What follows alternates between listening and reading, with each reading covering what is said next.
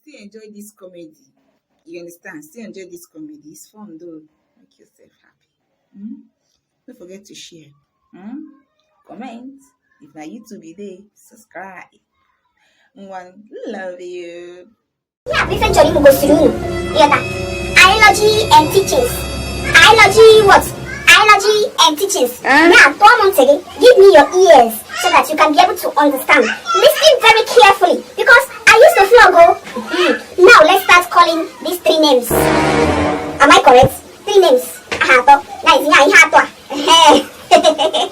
Cái được quan hệ to kia ta. Của tao có sự ham luôn cái tao. Ya ta. Cái cô nó không được định mà cái video gian. For in case, not say I always use you. They talk stuff. So in case for people know they hear you. Look at no face here. Look at no face for the other one. So now I can't decide say I want to use English so that you too you will hear what I talk. You understand? Okay now. I make you go. Are your leveraging maintenance? What I say? Idealistic maintenance. This one they will say, we girls, say make we dey do our makeup well. Continue. So that we go dey fine for all the men. Will you keep quiet? Make we dey do makeup. If we do makeup, make we dey put eyelashes. So that we go fine, we go look. You understand? That be this number 1. Now, make we go for number 2. Ontologically. Yes. What I say? Ontologically. This one they talk say, make we know how we dey use the talk to people. So make we know they talk to people anyhow. Because you don't know who you will talk to. Money will come dey fall from that person body, they reach your side. Yes. So this one make we know how we dey talk to people so that we will get acknowledgement from people. You will end up in McDonald's. Now we go for number 3. Hey, I hear me, by me. Lamentation now. Lamentation now. We need to say, things they will take. As things they will take, we need to carry it along. Are you normal? We don't need to dey waste time. Continue.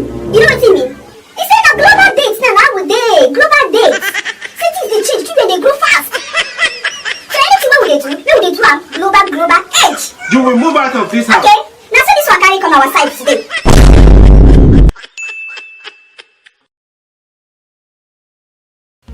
I don't know what's in it. Kamu go see you know, image it. I'm not into you know the need hand one to you.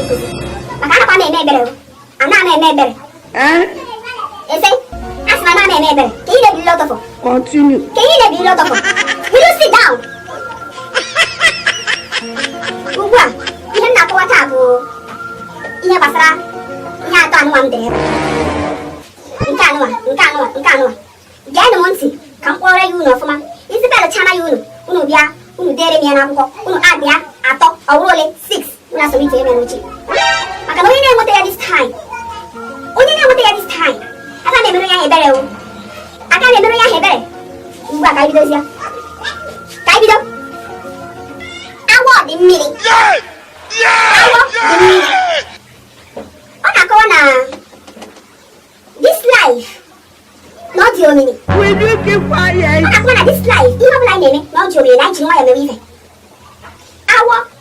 Ona ko ni we. Oboda na akwa awo. Nanda he. Na ya na me. Not your mini himbe. Na hapo si hane me. Ha wala ta twaka.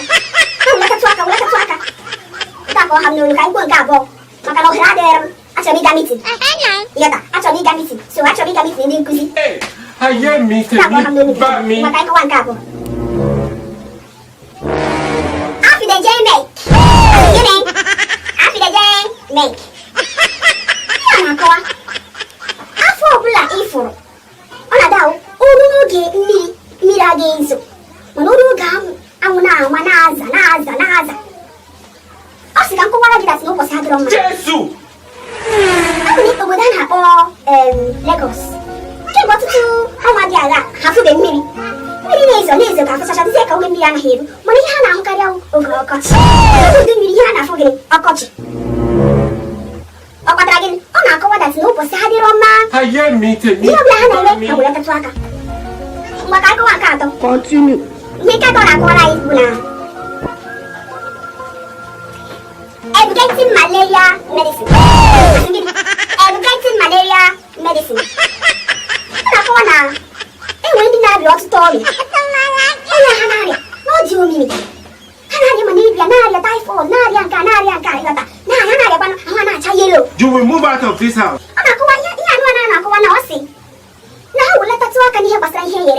If you knew they should reduce their hand on it. You will end up in my corner. They will not be contacting malaria medicine. Yada. You think so? Why? IKEJOY.